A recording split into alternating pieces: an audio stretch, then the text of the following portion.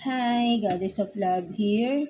Kamusta kayo dyan, mga goddess ko? So, yeah, again, no, another reading tayo for you, all signs, no? Kamusta kayo dyan? Kamusta ang inyong Semana Santa, no? Tomorrow, no, today pala, no, Black Friday na sa atin. So, yeah, I know na nasa bahay lang tayo ngayon, no, and together with our family, no, mostly. So, it's time for us to, yeah, repent, no, our sins, 'di ba, mga goddesses ko. So, kaya ngayon, ang reading natin today is, ano yung hinihintay ni universe na i-confess natin, no? Ano yung hinihintay ni universe na i-confess, na aminin natin na mga kasalanan or mga kasalanan natin, para mapatawad na tayo ni universe, no? Lalo na ngayon yung panahon na eto na naman, no, nagsa-sacrifice na naman sa atin si Jesus Christ, no?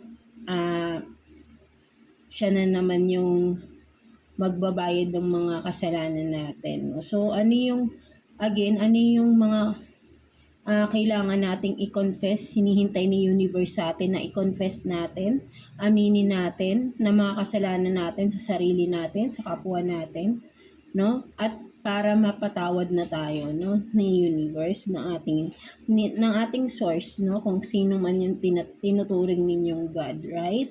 Ng mga goddesses ko. So, yeah. So, let's start with this. Kamusta kayo dyan, mga Aries natin? Let's see ano yung mga dapat nyong i-confess, no, aminin sa sarili ninyo na mga pagkakamali na hinihintay na rin yung universe sa'yo na aminin mo, no, mga Aries natin, no. So, let's see. Kuha tayo ng 4 cards here for you, Aries. 4 cards for Aries, please. No, anin mga dapat ninyong i-confess pagkakamali ninyo, mga Aries natin. Let's see. Kuha tayo ng 4 cards for you, Aries. 4 Aries na natin. 4 Aries. So you have this 10 of swords in reverse. The Emperor in reverse, Knight of Wands, and then 7 of Pentacles in reverse. No, ang nakikita ko dito, Aries, no, kung ano man ito, no, may mga padalos-dalos kang desisyon na nagawa mo na nakaapekto ng malaki, no, kung sino man to, na sa mga tao sa paligid mo, nagbigay ng burden with the 10 of swords in reverse, no, nagbigay ng pasakit, no, sa mga tao sa paligid mo, no. Ikaw yung emperor dito, ano mo to energy mo to, Aries, no, but then in reverse, no, naging malupit ka, no, malupit ka sa mga tao sa paligid mo at nagkaroon ka ng mga desisyon na padalos-dalos with the Knight of Wands, no.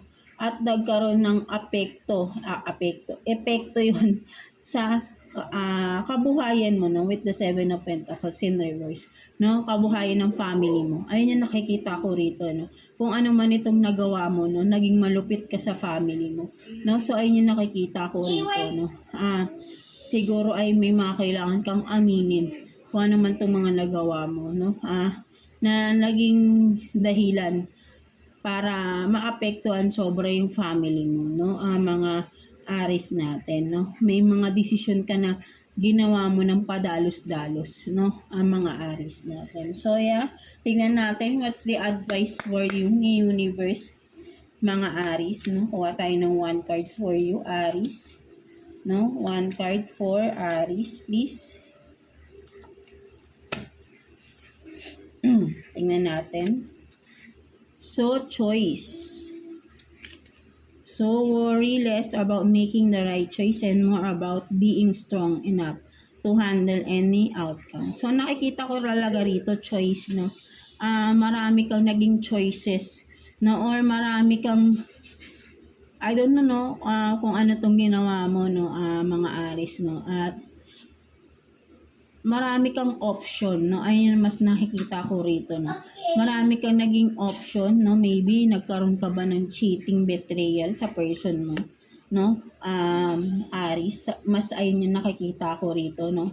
Nag-cheat ka sa person mo, binetray mo, nasaktan mo yung person mo, no? Sobrang naapektuhan talaga siya, no? Kung may family involved na rito, no?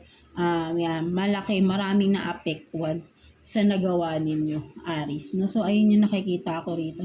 Na hindi mo man maamin-amin na siguro dapat mo nang aminin sa sarili mo na may pagkakamali ka din. No? Something like that, no? Mga Aris natin. So, yeah, that's it for you, mga Aris natin. So, kung sino man yung nakaresonate sa inyo.